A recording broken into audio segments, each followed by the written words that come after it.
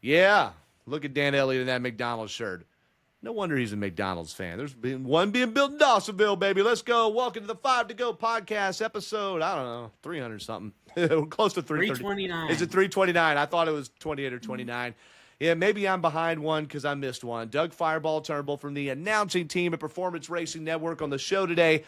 We're not going to give you every single facet of the Southern 500 because that was 500 eventful miles, even though it was dominated by Chase Briscoe. We'll talk about some big highs, some big lows, and break down one of the most epic pit road fails we have seen in a long time. We'll also talk about some tidbits, some of the major happenings from the antitrust suit, and we'll also talk about a NASCAR legend passing away and a legendary IndyCar driver moving away from a team that he'd been with for a long time before we preview Gateway. Round 2 of the playoffs. We'll also talk about Truck Series and Xfinity Series action, 2 different parts of the country. I'm, like I said, Dick Fireball Turnbull with the announcing team Performance Racing Network. I'll be on pit road with the PRN team in about 10 days at Bristol Motor Speedway, less than a week and a half.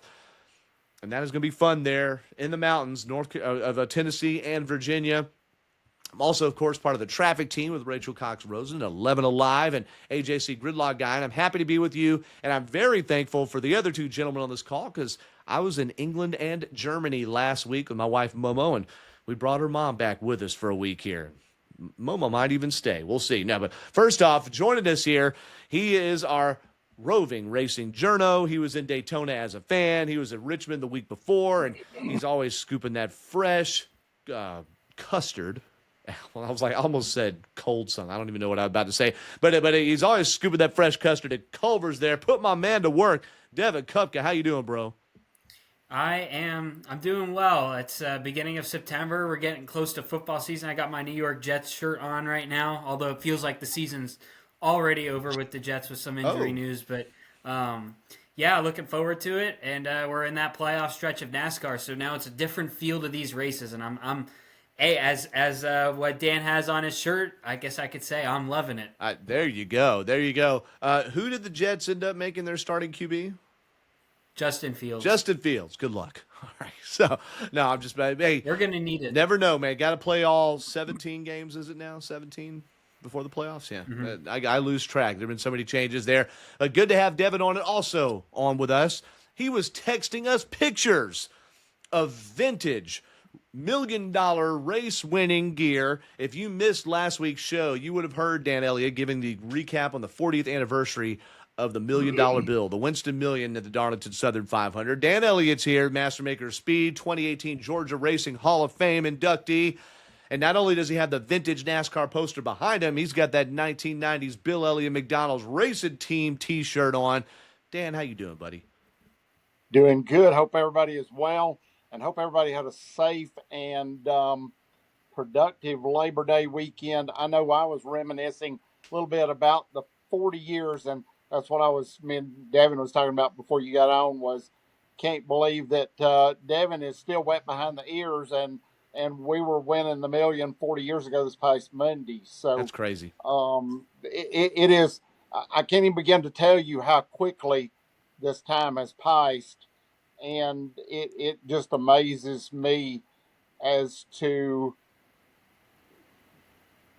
how much has changed in that period of time. You can't even fathom what has changed. And seeing Darlington, they flipped the track, and front stretch is now the back stretch, and so forth, and redid a lot of stuff there as with other tracks. So a lot of things have changed, but that's progress. And hang on, because if you live long enough, it'll happen to everyone. No doubt. I turned 40 in December. All right, so I was not born for the Southern 500, but I think about how much NASCAR's changed. And this is the 25th season I followed it up close. I started in 01. My first race really just like glued in was Dale Earnhardt's, nadir, so to speak, in the Daytona 500, and of course Michael Waltrip's win. And to think about how different it is, and even just since the Gen 7 era has begun, how much different the engineering and strategy talks become. And that's just since Devin's been on the podcast. It's crazy to see those changes there. But the calendar, as Doug Rice from PRN said to me once, it just stuck with me, the calendar is undefeated. And the sands of time keep churning on. The sands in South Carolina there pervaded Darlington Raceway there. Tire management made for really our third really decent and compelling race in a row. We've had some dogs this summer where we've had to really fight to see, okay, what was compelling about this? I'm one of the last people that's going to get negative about it. I'm just an optimistic person. And while there were some things we didn't like about the Southern 500, Chase Briscoe dominated, leading over 300 laps. But the most laps led in a Darlington race since Dale Earnhardt in 1986. Most laps led in the Southern 500 since Bobby Allison in the 70s. Jeff Gluck, via another reporter, shared that recently, right after Chase Briscoe won the race. And a real statement win for Briscoe in the 19 car, because he got in, struggled a little bit at the beginning, put a lot of pressure on himself. And this marquee ride taking over for a future Hall of Fame driver, Martin Truex Jr., but lately he has caught fire. And he didn't just run away and win by, 12 laps or whatever like Ned Jarrett did some 60 years ago.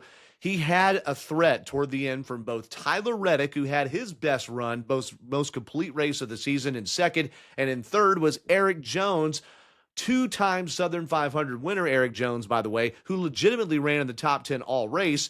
And he was followed by John Hunter Nemechek, who used a lawn pitting strategy on the 42 car to get into the top 10, and then he stayed there and actually gained spots. Yeah, it was tough to pass, but I'm going to come to you first, Devin. We not only saw triumphs at the front and different names, 7 of the top 10, not in the playoffs, which is unusual. Playoff drivers usually rise to the top, but we often, Devin, have 1 or 2 of these races in the playoffs that are not at Talladega, that end up where playoff drivers just stub their toes. So what was maybe your top 2 or 3 things that you pulled out of that 500-miler Sunday? Well, that Chase Briscoe, I think, is a serious threat to win this NASCAR Cup Series championship. I think I was the only one on here, and maybe y'all agreed with me earlier in the year, and I think I said it a couple times when the announcement was made and at the beginning of the year, but when Chase Briscoe was going over to Joe Gibbs Racing, I said this guy is going to be in contention to win multiple races a year now. This is his only second win of the season. He won at Pocono earlier in the year, but I think he's a serious title contender. I mean, just look at how he ran at Darlington, and we've seen him run at these other races as well.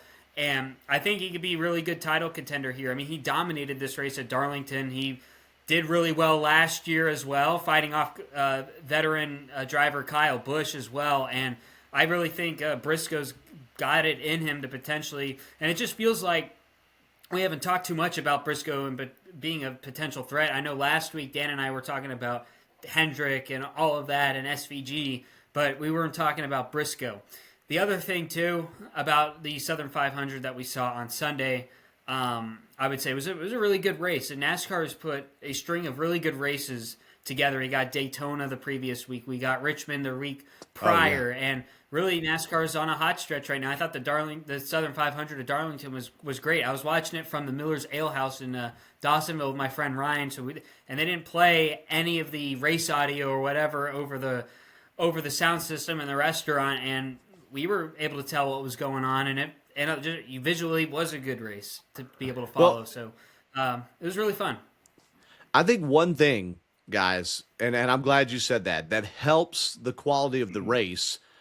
If this were a regular season race, if this were the spring race where William Byron did similar stuff, he didn't lead 309 laps. William Byron would have won that race if not for his pit strategy at the very end, where he pitted a few laps different than Denny Hamlin, gave up the top spot, and Hamlin won. And Ryan Blaney, I think, was mixed in that too. Okay. But there were times where you looked at it and you're like, okay, it's just the leader. If this were a regular season race, they would have focused on the leader in the top 5. Because you have 16 playoff drivers, which I know the playoff system is controversial, and we've discussed that, they were forced to cover, but TV insisted on covering Shane Van Gisbergen running 31st and Alex Bowman running 31st and Austin Dillon being off the pace. And then, oh my gosh, what happened to Christopher Bell? He got pit road damage when he ran into Carson Hocevar, never recovered from that. We'll talk about Alex Bowman's pit stop from hell in a moment. They were forced to give extra attention to that to where you had 16-plus storylines in this race, and I think that spices up the thing because it's not just one person having a bad race out of 26 in the regular season or a bad race out of 36. It's a bad race out of 10, or maybe if you fall out of that round, a bad race out of 3. And that amps up the intensity level, not to mention that you had a very close finish at the end where Tyler Reddick did everything but pull that slider move on Chase Briscoe. Reddick said after the race he wanted to win Darlington so bad, but he didn't want to pull that same move that he did on Chris Buescher in the spring 2024 race where he took both of them out and handed the win to Brad Keselowski. Dan, as a winning crew member of this very race before and somebody who really follows these playoffs closely and the different storylines, what did you take out of Sunday's crown jewel? I feel like that they had to cover a variety of cars because that one racetrack is so unpredictable that you thought you knew who was going to win, but you could not bet the farm on that fact. You had to cover more cars, and from the get-go, you had a variety of cars that we have not seen up front like this as competitive, that ran up front and were very competitive. And had Josh Berry got an opportunity to get the tires a little bit warmer before those hot first laps, because they came out of the gates, everyone came out of the gates swinging. Yeah, they sure did. And Barry, who finished in the top 10 at Richmond, really had a strong run there. Yep. Only made the playoffs by the grace of winning Vegas some 16 years ago back in March. Feels like a long time ago. But he just stepped. I mean, as he put, the car just bottomed out and he spun out on the second turn of the race. The second turn out of 2,000 turns in that race, he spins out and could have wrecked the whole field and managed to only cause a couple other cars to kind of brake check and bump and barely But this spin. is the pressure that you've got. The first playoff race, the pressure you're under, nerves are like wildfire, and you're starting on probably really low air pressures until these tires get temperature.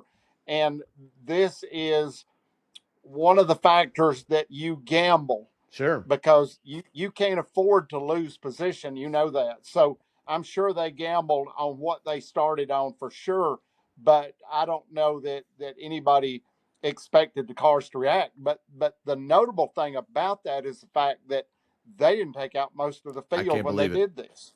I can't believe that didn't wad up some of the top five. And then you had Bowman get flat spot the tires, and Kyle Busch, I think, kind of half spun a little bit and things like that. But you didn't have just absolute mayhem. Unfortunately for Barry, he had to go to the garage and finish many laps down. But he got the Xfinity fastest lap of the race, which NASCAR, I see one of the headlines on J-Ski here, is looking at redoing the criteria for that rule, because this is Kyle Larson, I think, did this at another race this year where they bandaged up the car, put it together, and then went out and ran the fastest lap. So they're probably going to redo or rethink how that goes there. So Chase Briscoe was your winner. Tyler Reddick finished second. Eric Jones was third. And again, another great run for Legacy Motor Club there in the Southern 500. John Hunter Nemechek, I believe, best finish of his career. He started 30th and finished fourth. A.J. Allmendinger, who had that on their list, getting a top five in the 16 car for Colic. Bubba Wallace had a complete race. Really, the only thing that you could say wrong about the 23 team is they were better in the daylight than they were when it went to night. And also, he almost got in big trouble with Zane Smith there on pit road. He finished sixth. Denny Hamlin overcame a bad pit stop also, where he went all the way to the back of the lead lap. He ended up driving back to seventh, but it took him all race to do it after starting on the pole, a testament to how tough passing in the Gen 7 car could be. Kyle Busch, here's how bad things have gotten for the A team. I'm excited that he finished eighth.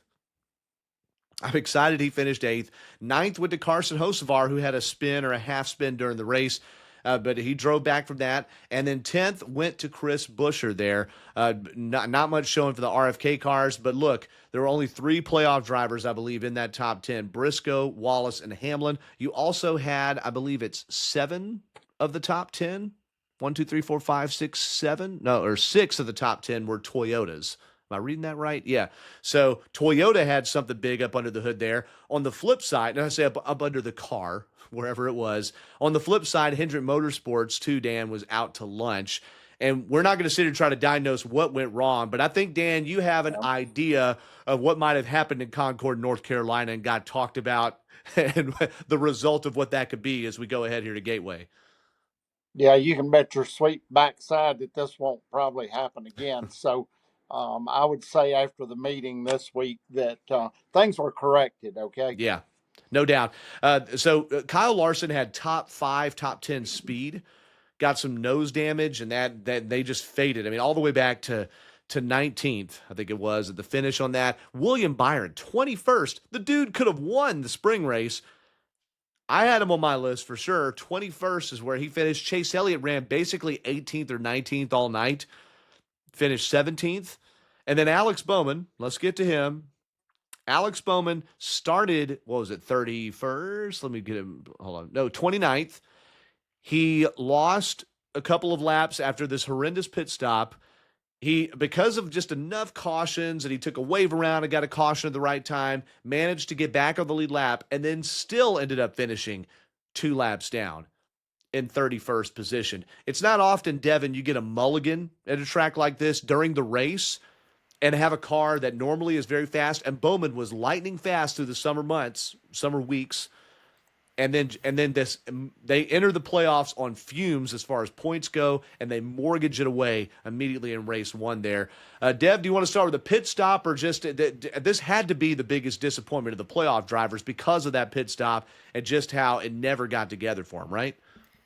Yeah, I would say it was a pretty big disappointment outside of Josh Berry just Sure. happening to wreck on lap 1 there. But watching that pit stop was just kind of crazy because it just seemed like, what the heck is going on here? You couldn't diagnose what the issue was until we figured it out afterwards that it was actually an air gun issue. And the issues just kept compounding on themselves during that pit stop. So first you had the air gun issue, right? And that was on the right rear tire changer. He couldn't change the tire, right? And so what happened? Or you and Dan needed, because y'all were hashing this out when I logged on. So yeah, you had the tire changer, waving their right hand, saying there's something wrong with the gun. They were able to fix the gun, so they pitted the right side of the car. They dropped the jack, and then the air gun on the front of the car got stuck underneath it. The hose got stuck underneath it. So when they went over, Jackman was about to jack up the car, but then they realized, oh wait, the air gun hose is stuck underneath the car. So they had to go back to the right side of the car, jack it up, then unjack it to get that air gun out. So it's just a disaster of a pit stop. 40-second pit stop is just, unless you're coming in for crash damage or something like that, it's just something unheard of nowadays. Under green, by the way. This was, I think, either the first or the second green flag stop. Under green, a 40-second pit stop. Under yellow, your last car in the lead lap if you're a lead lap car. But he got legitimately lapped otherwise, too, even when they got some of that track position back. Dan, you've got a great point about this. So the pressure's on 16 teams. We know that in 2 races from now, 4 of those teams are going to get lopped off. It didn't matter how you entered the playoffs. It's how you look. And if you're in that top 12, unless you win a race and go forward, in that top 12 afterwards. So, Dan, what does this say about the ability here to handle pressure and what happens when you have just one small mistake under pressure? Okay, this goes back to what I've said for a long time. There's 4 factors to winning a race, and the pit crew is one of them. And we talk about all the time drivers and the mistakes they make and the pressure that the drivers are under. Okay, let's get real here. The pressure is across the board on everyone. So when you have that kind of pressure, because this was what I feared most 40 years ago when we were running for the million, because that was what a lot of the people were talking about the fact that you're running for $1 million, which 40 years ago was like 10 million. That's today. Crazy, yeah. So when you have that kind of pressure, it is easy to succumb to that and just make mistakes because you've never done this before to that, and you try to, in your mind, you try to go through every possible scenario that could happen and be prepared for it. Well, and this is one that I really thought that they would be better prepared for, because you cannot guarantee that an air wrench, whether it be the hose, whether it be the wrench, it doesn't matter. It's still a failure. So yeah. You got to have a backup. And there's the problem, is because there was not, seemingly when I looked at that as it was happening full time, that it didn't seem like that there had been a plan constructed to deal with this in the event that this happened during a race. That's exactly what winning Cup Series crew chief Steve Letarte said on the broadcast is something went wrong in the checklist or the checklist for the checklist about the contingency plans. And we've all done this, and we freak out. We're running late somewhere, and then you can't find your keys. And then it's like suddenly you can't find your wallet. You're running around, then you put the wrong color socks on. It's like the things, and then you get out and the car won't crank. There you go, yeah, or something like that. Or it used to flood the cars back before fuel injection, right? The point is, Devin's like, what's flooding a car? I don't get what carburetor. That's high water. So what? But the thing is, it can happen to anyone, but we take for granted how good these pit crews are that when we see something like this that is literally 4 times the amount of a normal, A-level pit stop, and we go, man, these guys must suck. Well, they entered the playoffs with, I forget what the ranking, they showed it on the broadcast. They entered with one of the fastest crews on pit road. And I don't think it necessitates a change to a person. It's more what procedure went wrong and how can we get that better. So Alex Bowman, entered the race. So, for him to advance was already going to be tough, especially because they don't win stages and lead a lot of laps. And they entered as the last driver in on points. The good part about this is the fact that it was early in the race and you could recover like Reddick did but he from didn't. his spin out. And I know, but this was the good part of that was that you had time to recover. Yeah, well, no doubt, and that's I think what makes it more disappointing is, gosh, you got 2 laps down at the Lady of Black, and you got back on the lead lap, and then all right. Part A was the fact that you got down. Part B was the fact that the car wasn't good enough to get it back. Yeah, that's a great point.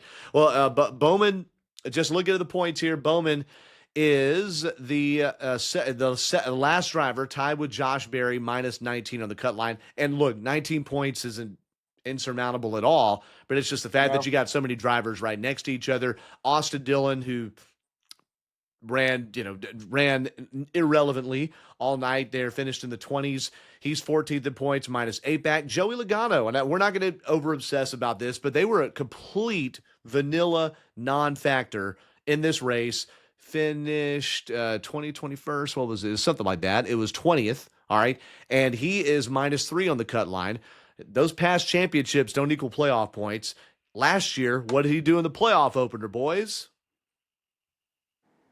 Oh, he won Atlanta. That's what he won Echo Park Speedway and set the tone for the whole playoffs. Ended up 5 playoff races, right? Or was it 4? No, he won 4 playoff races last year.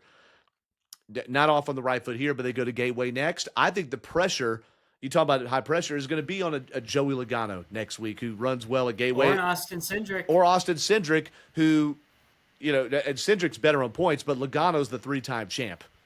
All right? And if he goes to Gateway and runs like 12th, it's going to be like Whiskey Tango Foxtrot, right? Hey, remember who won? I know it was on last 2 laps or last lap pass, but who won it last year? The AC. Austin Cindric. AC, yeah, his second Cup win when Ryan Blaney, I believe it was, blew an engine, right? Was it Blaney or was it Bell? I think it was Blaney. I think it was Blaney. Blaney either ran out of gas or ran. Because it was a Penske teammate. Yeah, it was Blaney. It was Blaney. There was another race that Bell blew an engine. A couple of them last year. All right, now so on the other side of the cut line, Shane Van Gisbergen, because he entered with all those playoff points, is only plus 3. He was 31st or so at Darlington. Never a factor. Steven Duran in the 71. Not the 71 team. Steven Duran in the 88 team. Excuse me. Ran a long pitting strategy to try to get him some track position back. And if you get the cautions fall where they're supposed to, that can help you out. He didn't. He got it the wrong time, finally made his pit stop, and then had a yellow. It got him off sequence. But he did not have a good car. Was pretty testy about it on the radio. And I love this, Devin. And you didn't have the broadcast on. He apologized to his crew for cussing. How refreshing. Really? And he cusses a lot, but he cursed the car. He's like, this thing's an effing piece of S, or something like that, around those lines. And he apologized for being disrespectful. And I thought, man, that's kind of refreshing, because drivers are such daggum divas. All right, just, oh man, this thing sucks. Like, you're just totally crapping on it. And you never hear the crew chief, or hardly ever hear the crew chief go, well, you're an effing piece of S driver.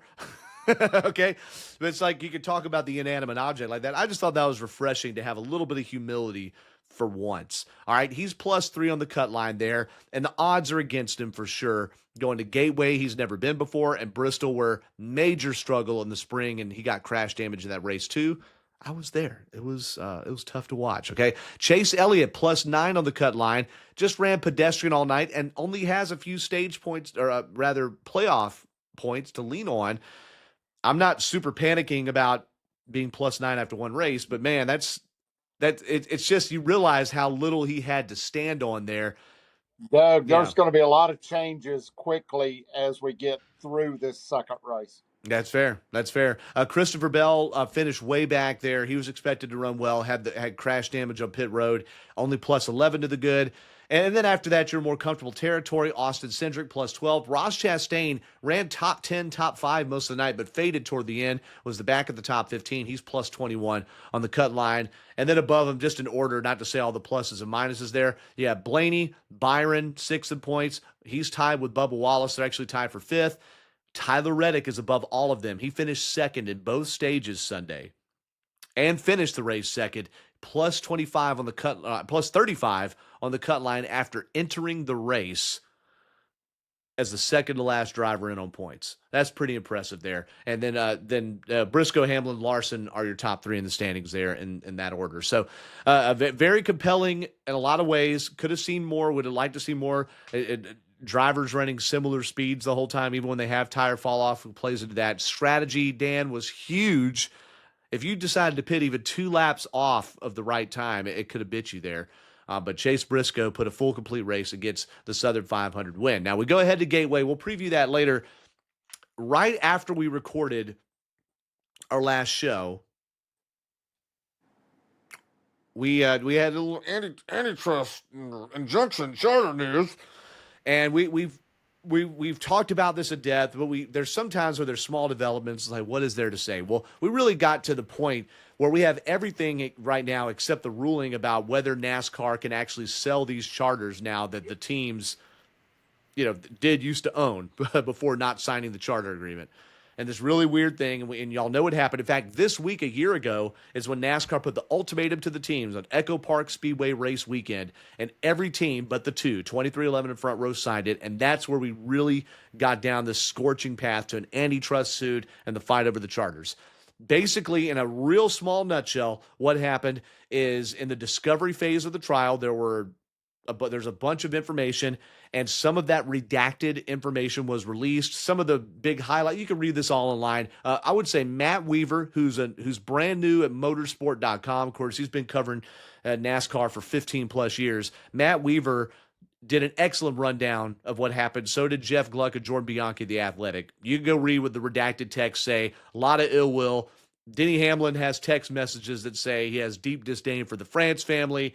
You've got NASCAR using a lot of pejoratives, talking about the teams, and this is their final offer, and an internal debate within NASCAR about whether to play hardball or not. Steve O'Donnell, who's basically second in charge at NASCAR outside of the France family, Steve O'Donnell said we need to stop acting like this is a 1996 redneck sport with our heavy-handed handling of these teams. That's paraphrased what he said.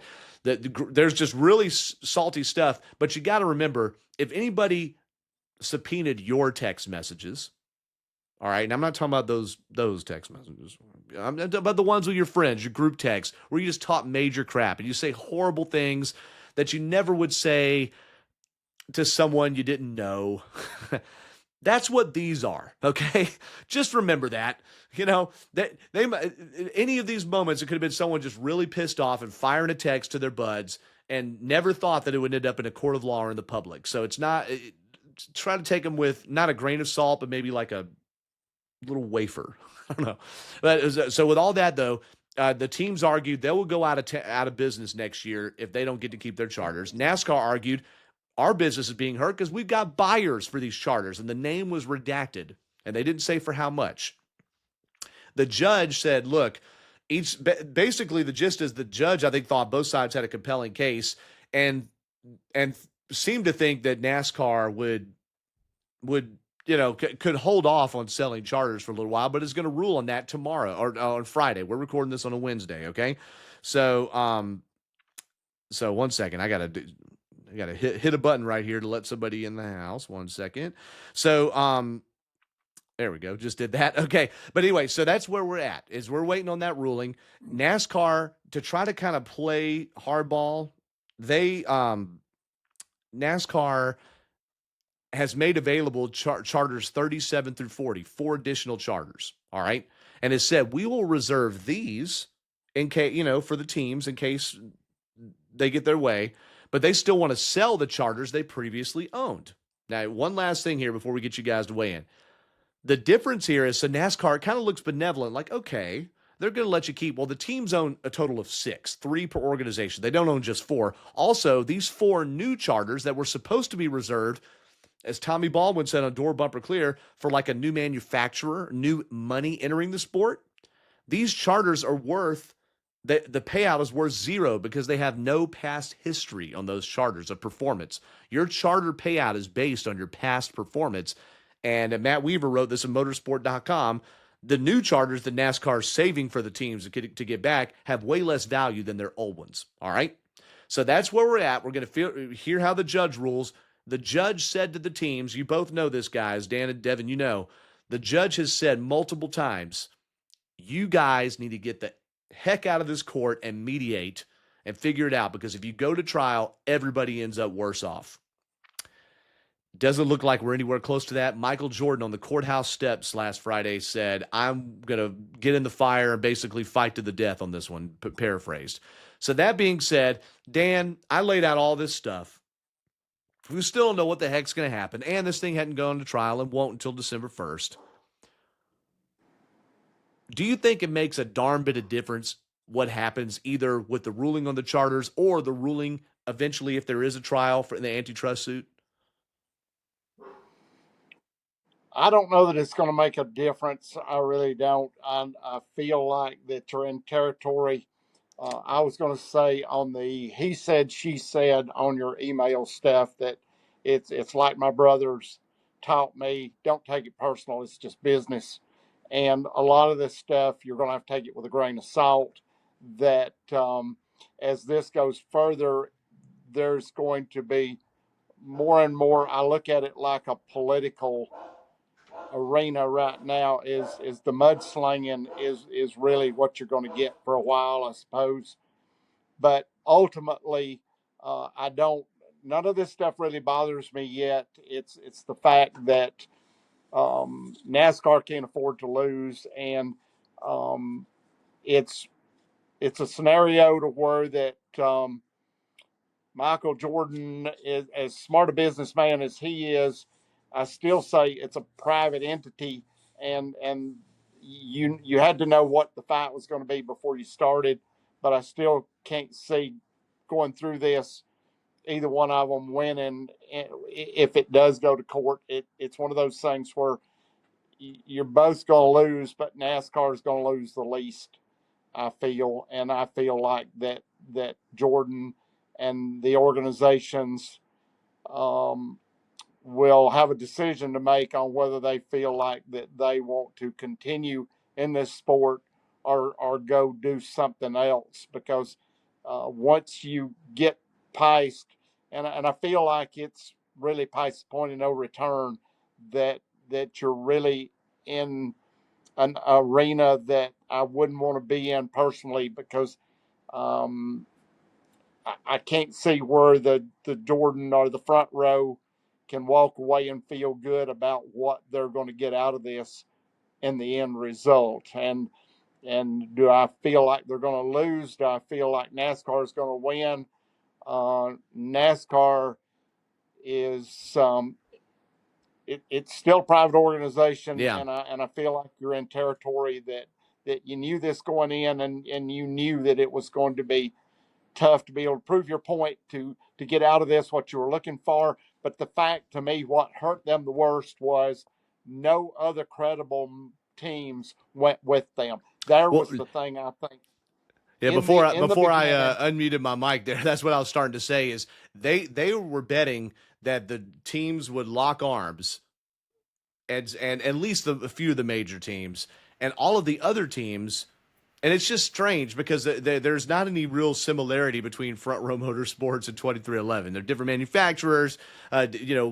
Bob Jenkins of Front Row is a businessman. Michael Jordan is one of the but the most famous fight's people in the still world. the same. That the fight is still the same, but it's just the still- teams are on. They're so different. There's like a David team and a Goliath team, an international superstar, a businessman. Like it's really interesting, and then nobody except those two are willing to lock arms. And even you would think a disruptor like Justin Marks, all right? You would think, oh, Justin Marks, right? All the stuff that Trackhouse has done that's different. No, man, they signed. They said they looked at it and they said, we can't afford to potentially go out of business. Richard Childress, who to me, and I'm coming to you, Deb, the Richard Childress, who to me is sort of the antidote to NASCAR. You know, they go against the grain. They're scrappy. You would have thought, man, Richard Childress, okay. He didn't sign. He said, and he wanted. It seemed like when this happened, it seemed like he was kind of like, man, we're really frustrated, but we just couldn't afford to risk the investment. Jordan, who's come from basketball, where in NBA, where the teams basically own the whole sport, and then Bob Jenkins, they said, hey, okay, we're in. Very interesting. Now, Devin, you've had a similar view to Dan about the private enterprise. You signed it, you didn't sign it, you don't get it. After seeing some of the language that came out and some of this stuff, how has your opinion had any texture or not added to it? Well, you're talking about money here just now. In the court findings in a text message, Michael Jordan said, "Hey, I've lost that in a casino before." So he doesn't mind putting the money out forth. Well, he doesn't mean for this whole case. I think he meant for a specific business transaction that they got or lost or something like that. It wasn't for this expenditure of the whole case. But that was a great point. That was a great line. Like, hey, and maybe this is why Michael Jordan and Denny Hamlin are such great, I was going to say bedfellows, let's not, business fellows, is they love to gamble and they're super competitive. And maybe they're just like, to hell with it. But to hell with it is a lot of livelihoods and a lot of quality race teams, right? So, I mean, as you saw these comments, Devin, did you feel any more or less sorry for the teams or NASCAR, or empathetic, or I guess we can't empathize, but you know what I mean? Yeah, my thoughts really kind of go back to where it all started a year ago. It was, and I think maybe Dan can attest to this too, but when was it ever not NASCAR's show? You're entering into their series. This isn't like the NFL, the MLB, the NHL, all of that. Yeah. The teams, the stars, the drivers, pit crew members, crew chiefs, team owners, they field the cars. NASCAR doesn't field anybody specifically, but at the end of the day, you could make a case maybe teams do have influence on the sport. The stars have influence on the sport. But at the end of the day, this was always NASCAR's show. You show up, put your equipment out there. It's still like that nowadays. We have charters, but it's still like that nowadays. You don't have to go to every race if you don't want to. Now, are you violating some part of the charter agreement? Sure. Well, and that's modern day NASCAR. Yeah, but you lose the payout if you show, don't do it, or the guarantee of being in the races if you don't go. Yeah. But it's still NASCAR's show at the end of the day. Right. That's just my takeaway, really, on the whole thing. It is. And look, if it wasn't for that mentality going back to the late 1940s of Big Bill France, there would not be a NASCAR today. There is no doubt. I mean, Dan, you know the history of the sport. There were all these separate little stock car racing organizations, and then NASCAR said, Bill France said, we're going to do this my way. And they used to go hardcore. But in the beginning, there wasn't even the racing organizations. They're the one that put one together. Well, but there were different competing things, and he started not allowing drivers to cross compete and ruled it with an iron fist. It was stock cars that they put together, and that's what they tried to do from the beginning to make it unique. And they've been able to, because it was private enterprise, they've been able to do this and ward off any competition or any aggression. That word might not be the word, but anybody that might have a small beef against NASCAR and come in and say, well, you're a monopoly, so forth. Yeah, so what? We did this. We put it together. It's our organization. Yeah. And if you want to go do anything else you want to do, you want to go now you fast forward down the road. You want to go run IndyCar. You want to go run F1. You want to go run anything you want to run. Go. We don't have a problem with it because they have enough people now that are willing to come in and run to where that we're we came through the deal as well, and when you come through the deal you think, well, this organization wouldn't run as well, or we put on a better show than other teams have done, and we feel like if it, in our absence that NASCAR is going to suffer. No, that show is going to go on, and that Yeah. show is going to get better.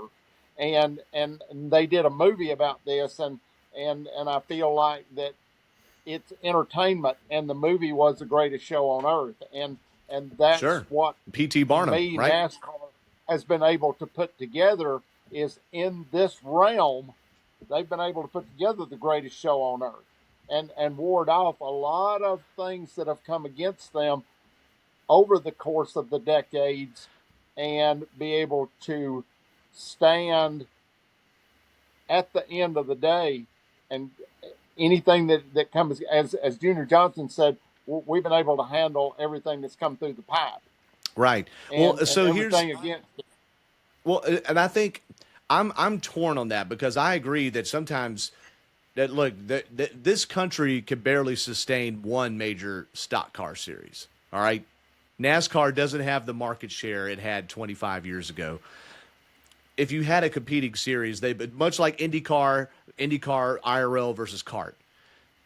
However, I do think that there's this old school mentality that I don't know fits with today about just my way or the highway. That is very like Gen X and before, I would say. And it's not totally wrong. I'm just saying it doesn't jive with our times, I don't think. And I just wonder, because I'm a private enterprise, free enterprise person, as long as the market can correct when there are bad actors. And I'm not saying there's a bad actor here, but I feel like when you have a situation where there's only one game in town, and unless I try to argue that ARCA is the other game because they're owned by NASCAR, have been since 2018, I believe.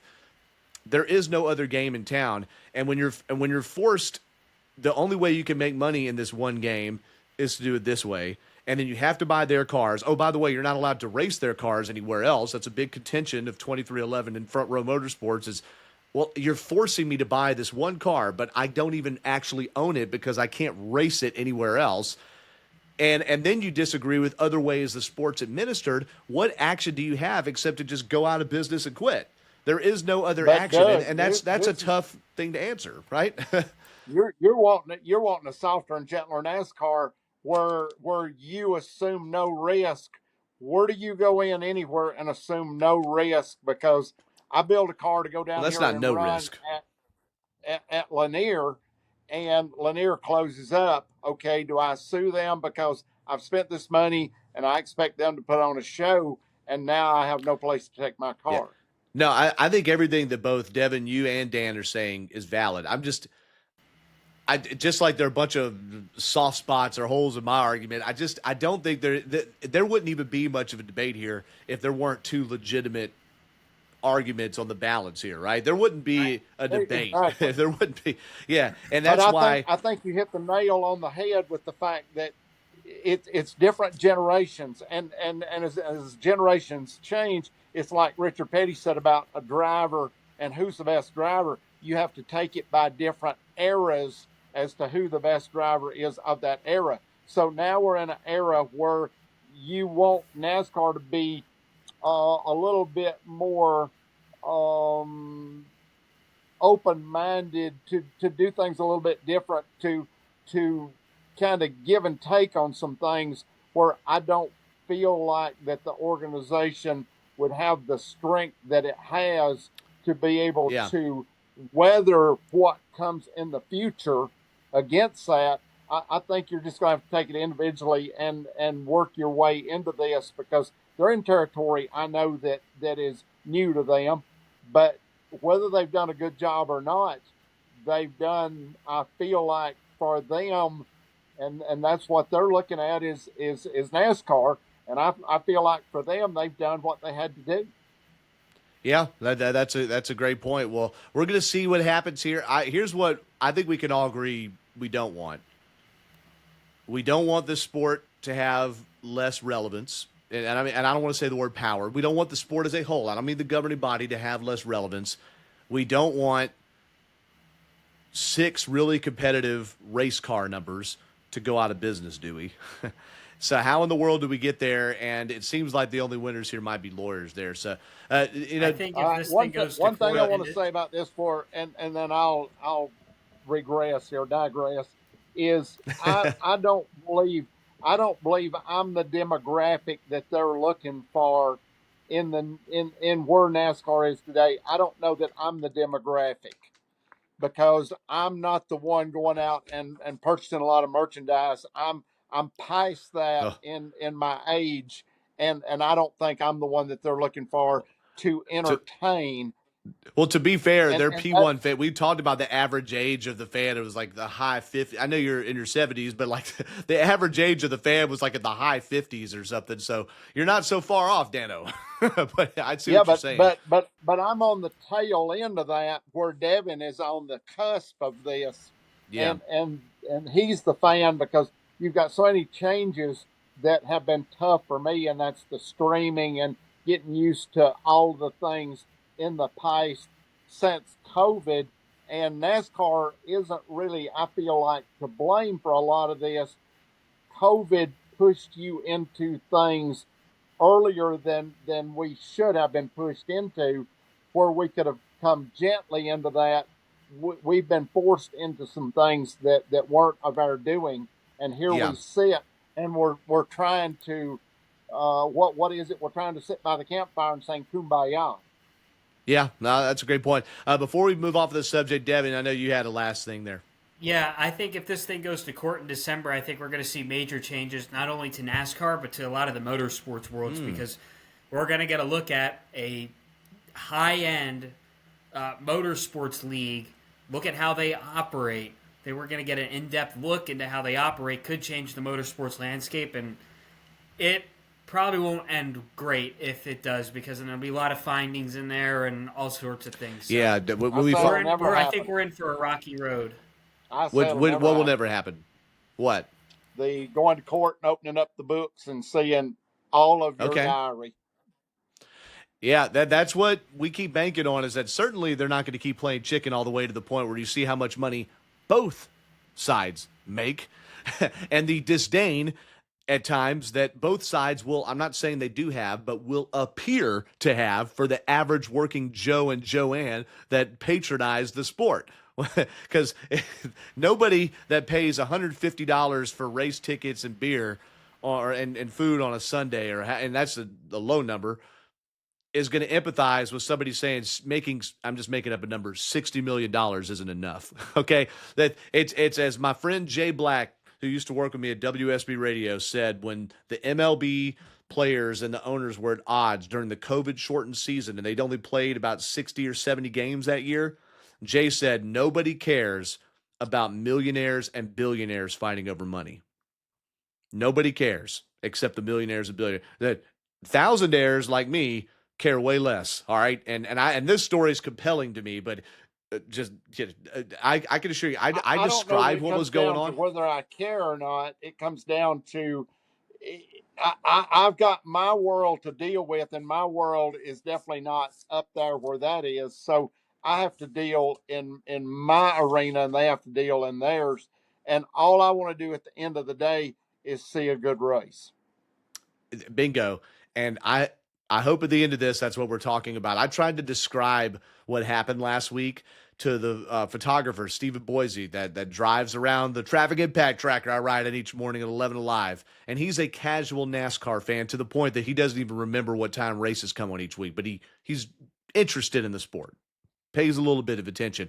And he was very oblivious to basically this whole story. And I tried to explain it to him, and about 3 minutes later, I said, it sucks that I just talked to you about NASCAR for 3 minutes. Here we are, talked about it for about 15 on this subject. And I never once mentioned a pass for the lead or a crash or anything like that. All right. I just told you about blah, blah, blah. And it's juicy, but it ain't racing. And I'd love to get back racing, and I know y'all would too. I really respect your opinions, Dan and Devin, for sure. You make great points, and I hope good wins on this one. Speaking of good, that's a transition. Lost Humpy Wheeler last week. Humpy Wheeler, the longtime president, Grand Poobah at Charlotte Motor Speedway, was until about 2008. When as Bruton Smith was getting older, Marcus Smith was coming into power there. They didn't see eye to eye very much, and he was allowed to step away from that job. But Humpy Wheeler remained influential in the sport even after his years at the helm of CMS, and he was known for just being super passionate about the sport, kind of a rags to riches story there, just a relentless promoter, even before he got into racing of like boxing and things like that. He was all over the place, and he created some of the grandest shows at Charlotte Motor Speedway, especially around the very armed forces and patriotic centric Coca-Cola 600. Used to be the World 600. I don't mean to keep going to Dan first on these, Devin, but Dan had to have been intimately familiar at one point with the goings on of Humpy Wheeler and what happened there on his 2 trips a year to Charlotte Motor Speedway, if not more. Dan, did you have a relationship with Humpy at all, or what was your view of him as being a crew member and a principal on that 9 team for so many years? I think everybody in one sense or another had a relationship with Humpy if they'd been to the Speedway at Charlotte. And Yeah. I think that if you haven't been, I think, Devin, you are at a loss for not knowing him and what his abilities were. I think a lot of people underestimate his influence on where NASCAR is today, and I'm talking about Charlotte, North Carolina. I feel like his influence is even to that degree where he promoted that track so well and cared so much about the sport that I feel like the sport is based in Charlotte through the majority of his or his people's influence. That's a great point. And Think about nobody has looked at it this way. Think about how Daytona is the home of NASCAR, right? That's where the headquarters are. How in the world between Bruton Smith, who is the co-founder of Charlotte Motor Speedway with Curtis Turner, Yep. and Humpy Wheeler, did Charlotte become the home of the teams and have a big NASCAR HQ as well, and all of the things? That's I mean, it's absolutely right. Yeah, I'm so glad you said that. If you all are listening, you don't know. I'm talking about you, Taylor. I'm talking about maybe even you, Devin. I know not so much you. I know you're in the sport, Dev. But if anybody's listening and doesn't know about Humpy Wheeler, just go read a couple of the write-ups on him post-mortem or look up some stuff on YouTube.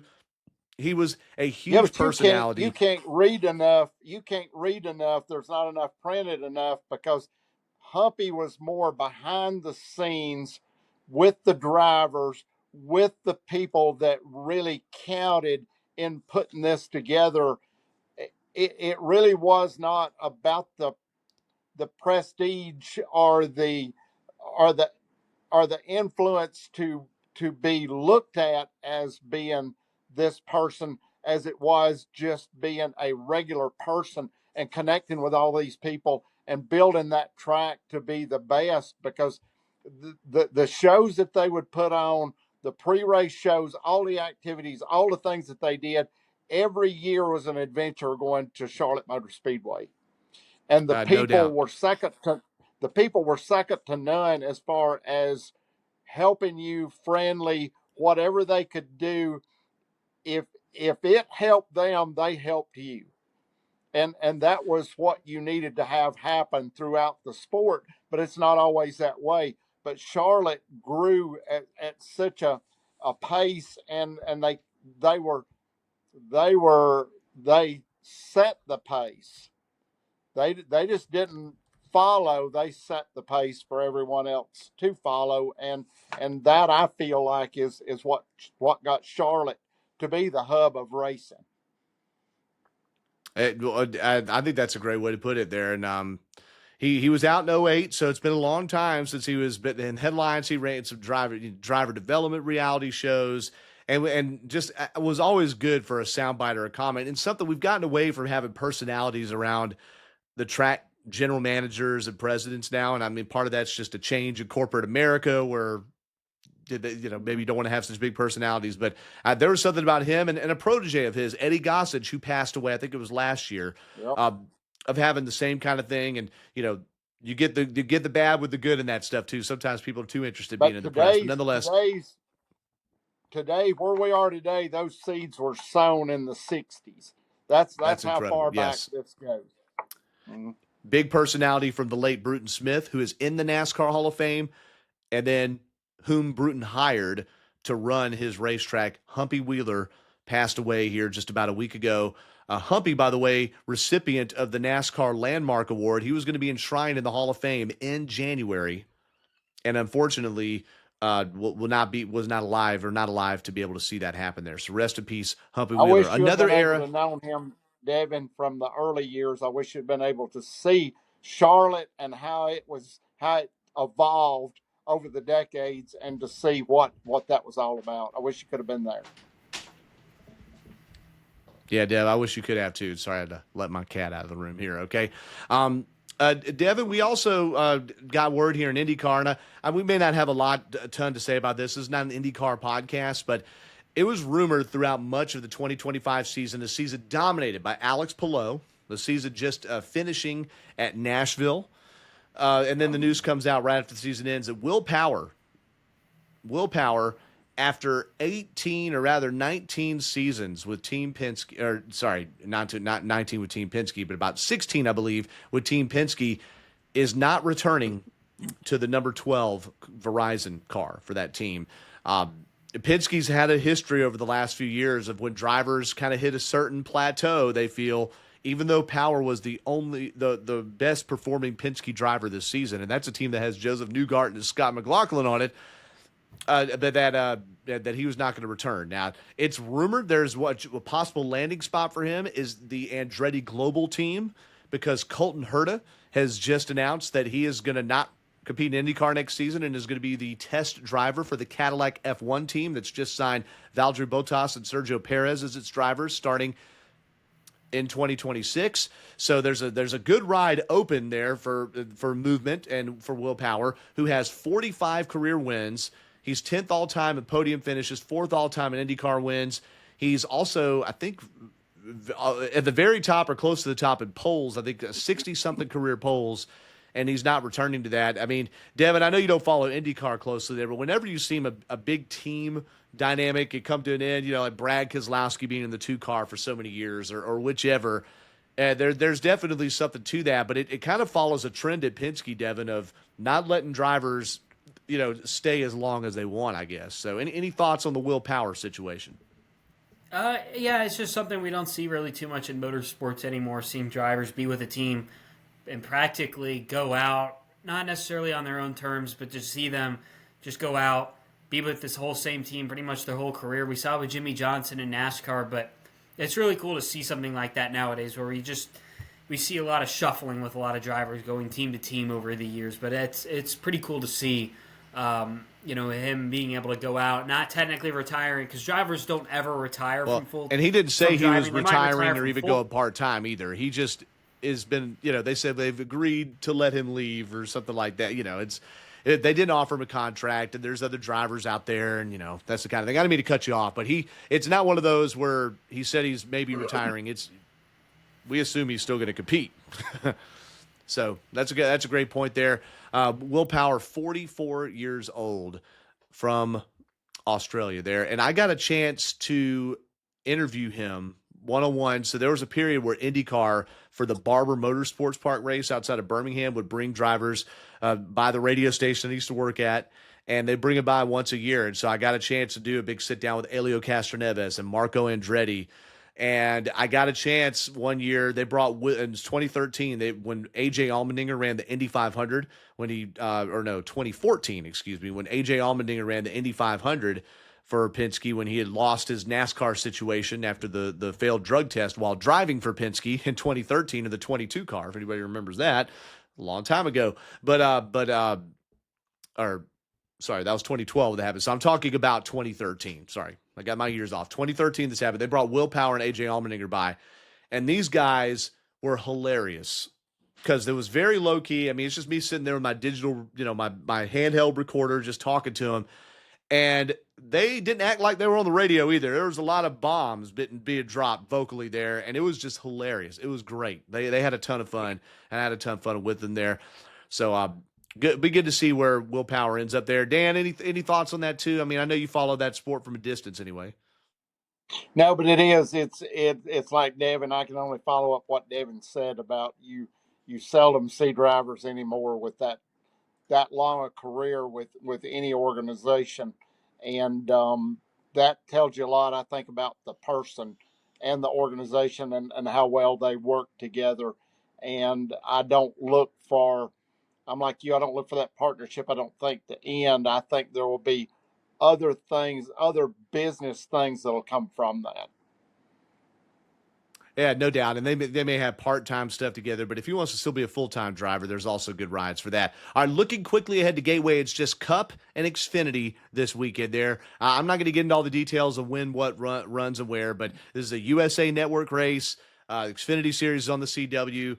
Xfinity is still not starting their playoffs yet. I think they got, a couple more races left before that goes off there. I believe this is their regular season finale. It is their regular season finale. I don't think that the bubble, unless there's a new winner or something like that, is super close. Connor Zilisch is on a heater right now. I mean, he's even winning races he didn't drive in. All right, because of the Parker Kligerman triumph at Daytona there. But Connor Zilisch ran the full race, broken collarbone and all, and despite there being some questionable officiating about how he and other drivers handled the turn one, I missed the turn chicane and didn't serve any penalties for it, he led 70 of 78 laps and won. At Darlington, back on the East Coast, I was in Portland. By the way, Xfinity, as we covered on the schedule episode 2 weeks ago, not returning to Portland next year. On the Truck Series side, Corey Heim didn't necessarily have the best truck in a race dominated by Lane Riggs, but it was Heim time, the Georgia driver going to victory lane there, winning the opening race of the truck playoffs. Chandler Smith pounded the wall early and immediately in a deficit there in the Truck Series playoffs. Gateway, like I said, this weekend, Xfinity Series, I would think can't be Zilisch again. Maybe Justin Allgaier or something. I don't know. It's tough to know. The Gibbs cars haven't been anywhere near the Junior Motorsports cars in that race. As for the Cup Series, Devin, you noted that it was a certain Austin Cindric winner at Gateway a year ago. And do we remember what was significant about the race 2 years ago, boys? It was Kyle Busch's last win. Most recent win in the Cup Series for Kyle Busch, who started that race on the pole, by the way. The 15th race of the 2023 season, June the 4th, 2023. It's been 15 months now. 15 months since Kyle Busch, future Hall of Famer, two-time champ, won. And then Joey Logano won that race opener. All three of these first Gateway or Worldwide Technology Raceway races outside of St. Louis were run in June. This one here being a September race. I don't know that the weather is just dramatically different. It's probably going to be similar conditions there. Track that seems to favor Penske. You guys have any favorites, anything you're looking at? I tried to do, let's look at all the drivers over the 3 races at Gateway on Racing Reference, and they didn't even have that feature because there were so few races there. I also tried to look up Will Power's IndyCar stats, by the way, on Racing Reference, which also is owned by NASCAR, by the way. And they just stopped adding IndyCar races after the 8th race of this past season. So there you go. I don't know what's up with that. But any thoughts, favorites, ideas going into this before we wrap the show up? No, just Gateway's an interesting track. It's like a Martinsville in one turn, and then it's like New Hampshire in the other turn. I'm all for it. And it's not necessarily provided scintillating results there, but you never know what can happen. You got to run the races there, Dan. What about you, man? Out of my demographic, I think. I don't know what to think about it. I really don't. I feel like that, like Darlington, I feel like that we're going to have. I just got this feeling we're going to have another little shakeup in this one. That because we talked about a winner, non-winner, and what Darlington was going to provide, and I said that I was for the underdog and not necessarily playing favorites with the drivers, but I like the fact that we've got different drivers that are running up front and winning some. So that I like, and I hope that when you get through this race, that we can say the same thing, that it was another great race and it provided us with a different winner and somebody that was completely unexpected. No doubt. And so in the race a year ago, Ryan Blaney, by the way, led 20 laps. I think it was. Yeah, 20 laps. And I think was leading there when he had issues coming to the finish line. And Austin Cindric ended up leading 53 laps in the race, won the event over Denny Hamlin. Brad Keselowski led 17 laps a year ago. Who led the most laps in last year's race? I haven't said him yet. I don't remember. Christopher Bell, 80 laps led, and he was really good at New Hampshire and has won New Hampshire before too, and those profile similarly there. So that's kind of what we're looking at with that. So we'll definitely recap Gateway on next week's episode here of the 5 to Go podcast. I look forward to that. So hey, look, today I know it was kind of a crash course. We spent a lot of time stewing in the antitrust suit, the fight over the charter between NASCAR and the teams. We remembered Humpy Wheeler. We quickly looked at Gateway, and we pulled several different stories out of the Cup Series Southern 500 there. Again, won and dominated by Chase Briscoe. One thing we got to say about that, and I don't know if we said it enough, is it is one race out of 10. Dan said it. It's easy to get on the hype train or the fright train, but there's the long playoffs, and usually the cream rises to the top with a couple of surprises there. So I'm all here for it. And with that said, before we got to go, yes, sir, Dan. There is one more thing though. You have to know that the drivers, the cars that did not do well at Darlington, their pressure multiplies as you go into the second race, because this is number 2 of 3. Now this pressure begins to, before you drop those 4 out, this pressure is mounting, and you see the drivers that it concerns the most. And this is why I feel like you cannot look at the front of the field or a few cars. You're going to have to cover a variety of players in this second race, because you don't know until the flag falls. You don't know who that might be. No, no doubt. And by the way, it takes a little bit of pressure off Chase Briscoe. He's locked into the next round, so he can put laser focus on the first race of the second round, which is New Hampshire Motor Speedway, I do believe. But you still want to build have points. That effect. You still want the points. Still 100%. Yeah, some people act like he's going to take the races off. Absolutely not. I think they're just getting started there. But I still think the other drivers that we normally would expect in the championship conversation are very much in the thick of it. And my pick to win it is Denny Hamlin there, as I texted Devin right before the show started or something last week, whatever it was. I did the playoff grid on NASCAR.com. I don't even know where I stand on that. But, again, it's one race. All right, so final thoughts here, 5 to go. Dev, what you got, man? Yeah, tomorrow's going to be a big day, I guess, in the sports world. NFL kickoff is tomorrow night, but I think the bigger thing personally for me is that it's going to be the home opener for both the women's and men's soccer team at North Georgia. This is the first time I'm missing their home opener athletic event since 2020, so it's been a good minute. You graduated, bro. But, yeah, I know. But just want to give a shout-out there, Brendan Shabath and the whole Nighthawk Sports Network crew, and anybody in athletics. Mary Rob Plunkett, the athletic director, told me at the end of the softball season just a couple months ago, don't remember your roots. And I'm not forgetting my roots here. But go Nighthawks. It's going to be a good doubleheader tomorrow night.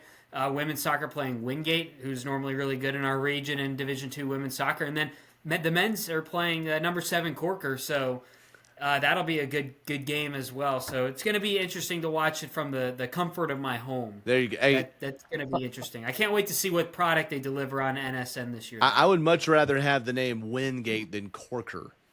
I would much rather put the win in Wingate than the Corker. Corker, they beat us in the... it's Coker. I'm sorry, I mispronounced. Oh. Or no, it is Corker. Oh, now... It doesn't matter. They beat us in the region. Whether it's Coke or Cork, I'm not putting either in. But, they beat us in the regional this year in women's basketball, so... Yeah, oh gosh, you're right. And we hosted the dang thing. It was such a disappointment. But man, Devin, you need your own Nighthawks podcast, man. You need to go hard in the paint on that. Maybe we'll see. Let's go. I got the connections to do it, so... Connections. Mainly USB. Let's go. All right. Big Dan, let's grind your gears here. Final thought. Oh, I don't know. Got a few gears and a few things that I've got to get done, but just kind of a little bit melancholy over the fact of Darlington 40 years Monday, and just the fact of where we were and being able to put that together. I think, and it really did set for me. For me, that was one of the races that I feel like the pit crew delivered, and I was proud of that for everyone on the crew, including myself. But how much confidence that I gained as a pit crew member out of that one race, the pressure and coming through it and coming out of it and being in victory lane for the whole organization. But for me personally, it was a great race. And for my confidence, it did so much for me because I don't know of many things that you can get into that you feel that much pressure. There are things that you get into that is a pressure cooker, but that event there was the Mac Daddy of it all in pressure and what was being said about our crew and so forth, and not being able to put that together, and the fact that we did, and I was a part of that. Yeah, well, it's tremendous to even get to sit here on a podcast and do that with you, somebody that was a part of that. And we appreciate you sharing all those memories there. And we need to put some more pictures up of the spark plugs. There we go. Yes. Yeah, $1 million motor. That was the plugs that ran and won 40 years ago this past Monday. So to be a part of that $1 million history, plugs, and not corks. $1 million plugs, and I was thumbing through. Somebody had done an album of races that they had been to, and I didn't even know this person. And they worked on Dale McCowart's pit crew, and they had photos of me, Ernie, and Bill, and working on the car. And this was probably in the late 80s that these photos I looked at, and I was thumbing through the journal, and Ernie was on one side putting plugs in, and I was on the other side of the car putting plugs in. And I'm thinking, because he said, well, is this picture, you couldn't see the face, but we were bent over the car, and it was a picture of a side view or something. And he said, well, is this you? And I said, yeah. I said, the shoes. I said, I can tell it's me by the shoes or the belt or something that I had on. And he would ask me about other people, and I'd say, no, that's not me. This person had white socks, and I never wore white socks. So I could pick the people out. And it was funny to go through the album and see all these people, and see these people that you had worked with, some for a long time, some for not so long, that you could still recognize. And it was a good feeling to be able to go reminisce about that. But it 40 years ago, and that's the past, and you're dealing now with, as you look now and think about NASCAR, and you want the new and softer and gentler, new improved NASCAR, and it's all in what you're looking for. And I think it comes from the era or generation that you came from, just like you said. Hey, well, that's a great point. That's a great point. I love reminiscing and kind of keeping that in perspective. A quick final thought for me. Congratulations to Deb Williams, one of the first women to be on the NASCAR beat. Been doing it about 50 years. She gets the Squire Hall Award for the NASCAR Hall of Fame. She is fantastic to talk to in the media center. She was featured, Dale Earnhardt Jr. doing the recaps of his the mini series about his father's rookie season and championship year. Deb Williams gets quoted in that on Dirty Mo Media, the Dale Jr. download. And I mean, just a tremendous reporter there, a legend in the sport. And then again, at a time where women weren't even allowed in the pits, and she figured out a way to get in there. So congrats to Deb Williams. I think one of the things we ought to do on one of the future shows is to have Deb on, maybe over the winter months, is to have Deb on and interview her and get some of that. Maybe Devin could do that at one of the races and do an interview with her and just get some quotes and things and see what her past has been over the last 50 years. And because I've known Deb since the early 80s, I've known Deb most all of my life. Yeah. And I'm telling Yeah. you, as far as a professional, I can't think of anybody more professional or more dedicated to the sport than she is. And she has a ton of stories back in the time where you could really get close with the drivers and the teams and things like that. So Yep. I know only the very surface and the few times I've gotten to spend talking to her. One of her proteges, Kelly Crandall, I know wants to be a guest on the podcast too, because she's got a NASCAR book about NASCAR recipes coming out, tailgating at the track and things like that. So we'll work on that either for the off season or in later weeks there.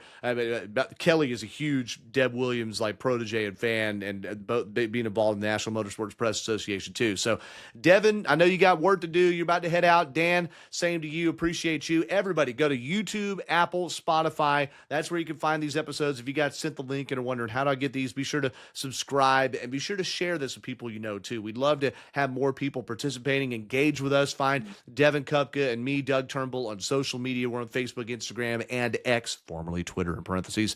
You'll find me and we're at the really thankful McDonald's for at all of you. Nelsonville. There, give me a filet of fish and fries and a sweet tea, boy. Hook it up. All right, for Devin. Future grand opening, 5 to Go podcast, live from McDonald's in downtown Dawsonville. Golden Arches Book it. after the Gateway race. How perfect. That'll There work. we go. For Devin and Dan, I'm Doug. God bless you all. Have a great week, and we'll talk to you next week for the 330th episode of the 5 to Go podcast. Take care.